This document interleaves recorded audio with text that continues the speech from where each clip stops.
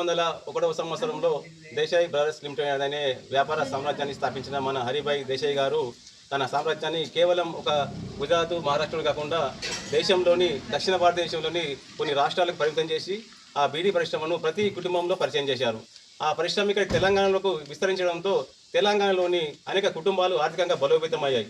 ఆ బలోపేతం అయిన తర్వాత వారి పిల్లల యొక్క విద్యాభ్యాసాన్ని మెరుగుపరుచుకొని వారు ఎన్నో ఉన్నత స్థాయికి ఎదిగారు.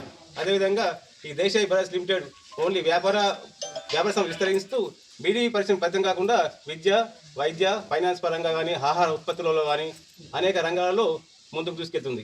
ఆ యొక్క వ్యాపార సామ్రాజ్యాన్ని విస్తరించడంలో హరిభాయ్ దేశాయి గారి వారసత్వాన్ని పురస్కరించుకొని వారి మనవడైన నితిన్ భాయ్ దేశాయి గారు కూడా ఈ యొక్క సామ్రాజ్యాన్ని మరింత ముందుకు తీసుకెళ్తూ మరిన్ని పల్లెలకు పరిచయం చేశారు. దాంట్లో భాగంగానే ఈ యొక్క ఆహార ఉత్పత్తులు కానీ, ఇతర ఉత్పత్తులు కానీ మరింత మార్కెట్లోకి వచ్చాయి. దాంతో సామాజిక వర్గానికి, బడుగు బలైన వర్గాలకు ఏదైతే నిత్యావసరంగా అవసరమో అటువంటి వాటిపై దృష్టి సారించి వాటిని తక్కువ ధరలలో అందిస్తూ విశేష సేవలందించారు.